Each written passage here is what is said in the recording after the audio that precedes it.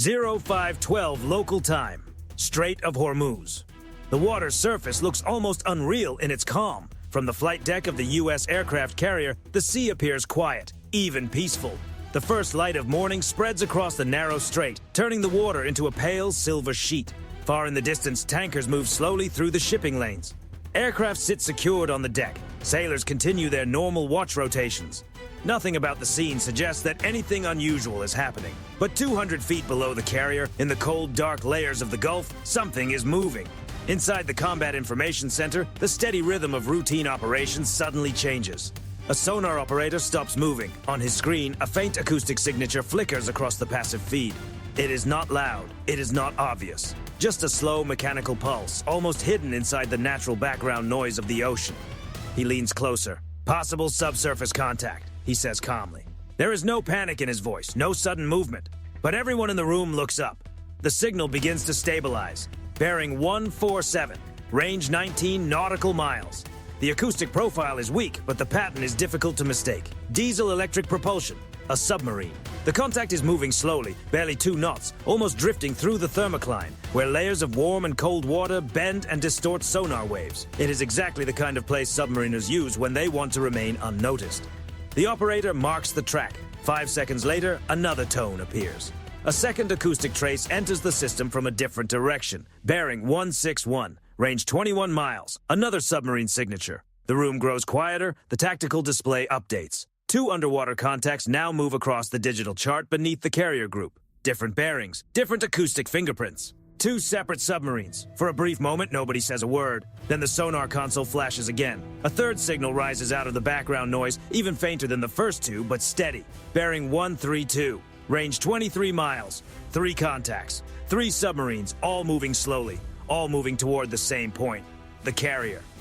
Inside the Combat Information Center, the watch officer studies the tactical map without changing his expression. Track them, he says. No raised voice, no dramatic order. Just quiet authority. Above them, on the bridge, the aircraft carrier continues its steady course through the Strait of Hormuz, carving a wide, white wake through the narrow shipping corridor between Iran and Oman. The ship displaces nearly 100,000 tons. It moves like a floating city.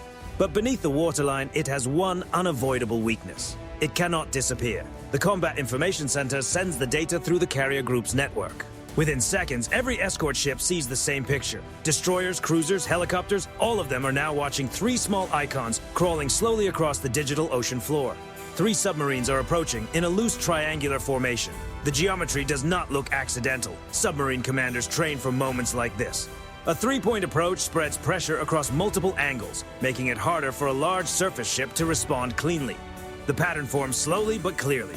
3 silent shapes moving into position beneath the surface. 0517, 200 miles away, high above the Persian Gulf, a maritime patrol aircraft banks slightly east. A P-8 Poseidon. It carries one of the most advanced anti-submarine systems ever deployed. Inside the mission bay, technicians begin releasing sonobuoys into the sea below. Small cylinders drop into the water and unfold into underwater listening devices. Passive buoys, active buoys. Within minutes, they create a wide listening grid stretching across 60 square miles of ocean. Each buoy listens. Each buoy reports. Then one of them detects something, a faint propeller rhythm moving beneath the thermal layer. The signal travels instantly through a satellite link back to the carrier group. Confirmation. Subsurface contact. Then another buoy responds. Second confirmation. Moments later, a third buoy lights up on the network. 3 separate underwater signatures. The tactical display aboard the carrier updates again. 3 red tracks now move steadily closer. Range shrinking. 19 miles, 17, 18. Inside the Combat Information Center, the sonar operator adjusts his headset and watches the acoustic waveforms climb slowly across the screen. The sound is clearer now. Low-frequency propulsion. Iranian diesel-electric class. There is no doubt anymore. These submarines are not simply moving through the area. They are closing the distance. At their current speed, they will be inside the danger zone in less than 40 minutes. No alarms ring across the carrier. No sirens cut through the morning air. But every station inside the strike group understands exactly what the situation means. 3 submarines, 1 carrier, and the silent phase of the pursuit has just begun. 0529. The Strait of Hormuz is starting to wake. Cargo ships move slowly through the narrow shipping lanes. Oil tankers slide across the horizon. The morning sun rises higher over the Persian Gulf, stretching long bands of light across the water. From the outside, the U.S. carrier strike group looks completely normal. A massive aircraft carrier moves through the sea at steady speed. Two guided missile destroyers hold position several miles ahead. Another escort trails behind. Helicopters remain parked on the flight deck, routine, disciplined, predictable. But beneath the surface, the ocean is becoming crowded. Inside the Combat Information Center, the sonar picture grows clearer with every passing minute. The three submarine contacts have not changed course. They are still moving closer. Slow, careful, methodical, speed 2 knots. At that pace, a submarine barely disturbs the water around it. Its acoustic signature is no more than a faint whisper. But underwater, even whispers can travel a long way. And now, the strike group is listening. The sonar operator follows the first contact. Range, 14 nautical miles. The submarine remains deep below the thermocline, where layers of warm and cold water bend sonar waves and create pockets of acoustic shadow. For a submarine, it is one of the best places to stay hidden. But no hiding place lasts forever. Another update appears on the tactical display. The second submarine shifts its bearing slightly, only a few degrees, a movement so small that most vessels on the surface would never notice it. But inside the carrier's tactical system, the pattern becomes clear. The three submarines are spreading out, forming a wider triangle. The watch officer studies the display. He does not need to explain what everyone is seeing. The submarines are moving into position. A carrier strike group is one of the most heavily protected formations at sea. Radar watches the sky. Patrol aircraft scan the horizon. Electronic systems monitor the airwaves. But threats from below are different. They do not come over the horizon. They rise from the dark. And beneath the surface, the rules are not the same. 0531. One of the escorting destroyers activates its hull-mounted sonar. A sharp metallic pulse bursts outward into the ocean. Ping. The sound moves through the water like a sudden shockwave.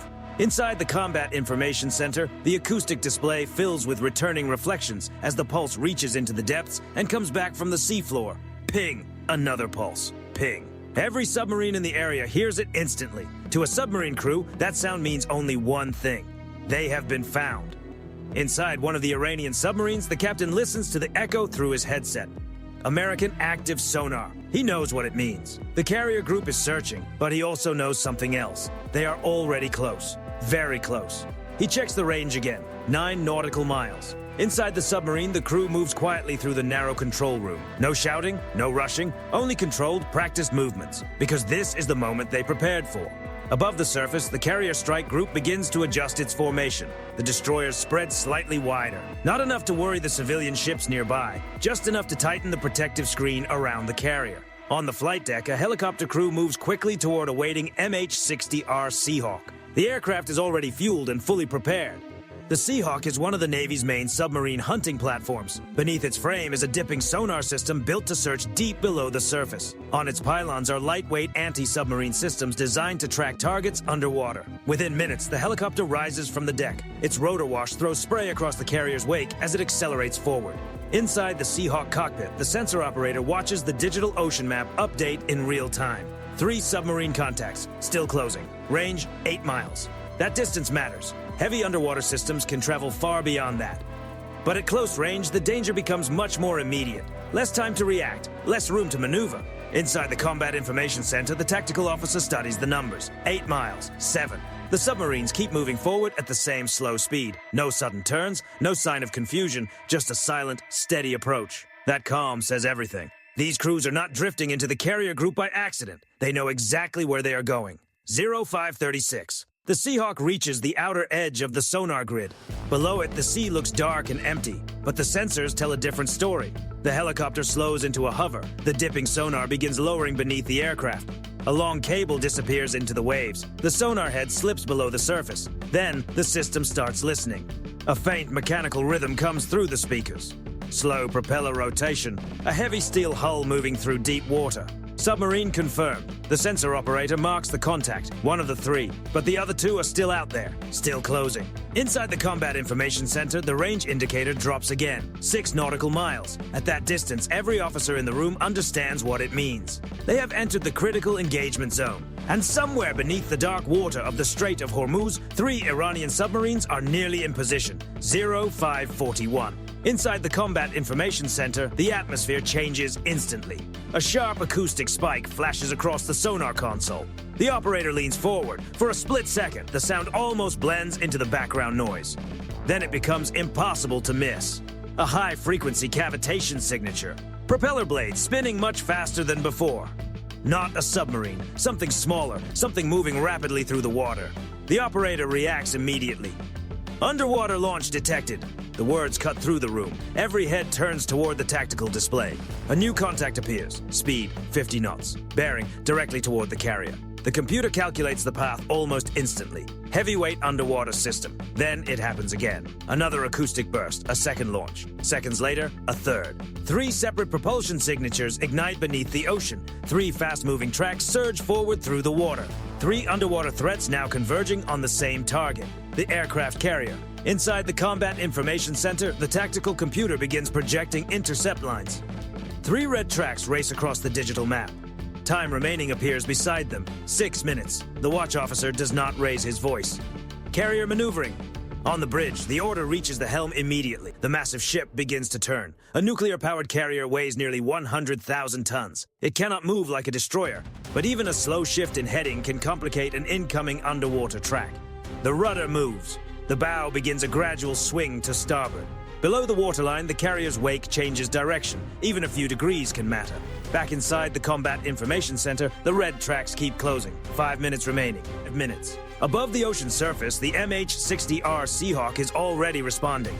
The sensor operator hears the launch signatures through the dipping sonar. 3 distinct propulsion sounds. 3 fast-moving underwater tracks. He marks the vectors quickly. Then something else appears on the screen. A larger acoustic signature moving slowly beneath the launch point.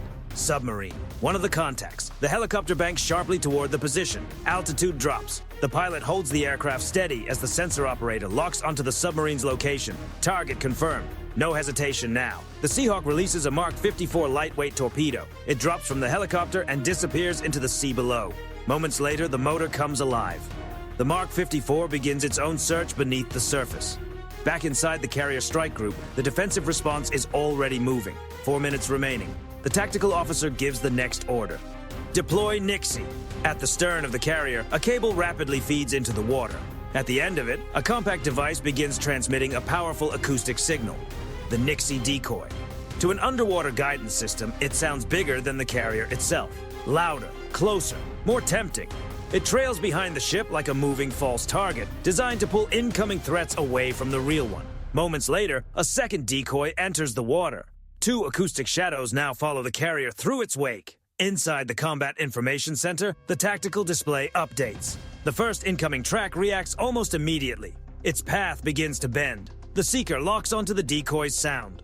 The track turns away from the carrier and moves toward the artificial noise. 1 threat diverted, but the other 2 continue forward. Their guidance remains fixed on the original target. 3 minutes remaining. The carrier keeps turning. Its massive hull cuts a wider arc through the Strait of Hormuz. Behind it, the decoys trail through the white water like bait pulled through the sea. Above the surface, the Seahawk's Mark 54 closes on the submarine contact. The system switches to active sonar. Ping, ping. Each pulse moves through the dark water, searching for the steel hull below. Inside the Iranian submarine, the crew hears it instantly. A hunter is closing in. The submarine begins an emergency descent. Ballast tanks flood. The vessel angles downward, trying to slip beneath the sonar cone and disappear into deeper water. But the Mark 54 is already tracking. Its onboard computer reads every echo, adjusts, corrects, closes. Back inside the Combat Information Center, the pressure rises with every second. 2 incoming tracks remain. Range less than 2 miles. Time remaining under 2 minutes. Every screen in the room shows the same situation. 2 fast-moving underwater threats, 1 aircraft carrier, and almost no time left. 0547. Beneath the Strait of Hormuz, the ocean suddenly changes. Nearly 200 feet below the surface, the Mark 54 released from the Seahawk locks onto its target. Active sonar pulses cut through the darkness.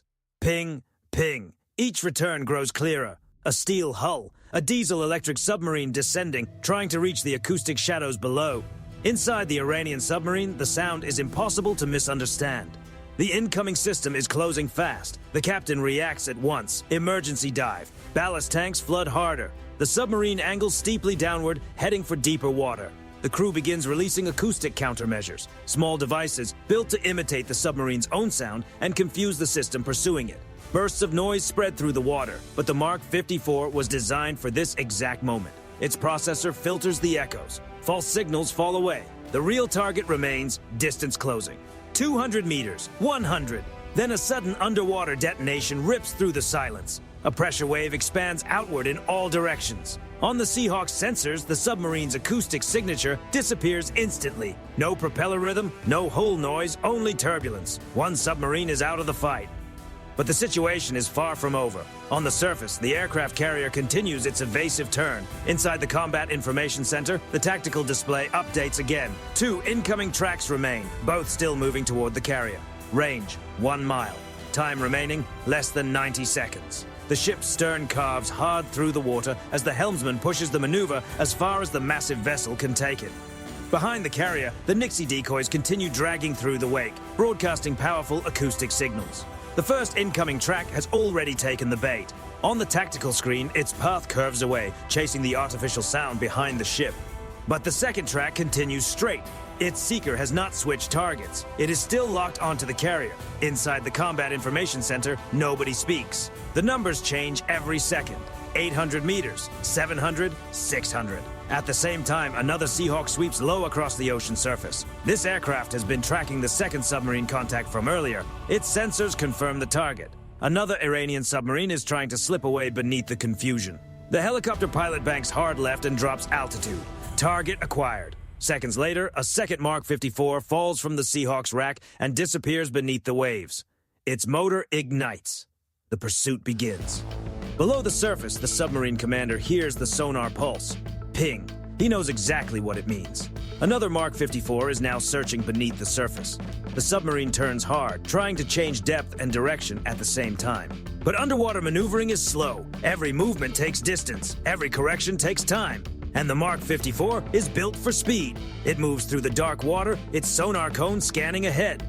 Then the echo returns. Steel hull, target locked. The distance closes fast. Seconds later, a powerful pressure burst rolls through the water beneath the strait. A cloud of bubbles races toward the surface. On the Seahawk's sensors, the submarine's acoustic signature disappears. 2 submarines, 2 underwater impacts. Both contacts gone.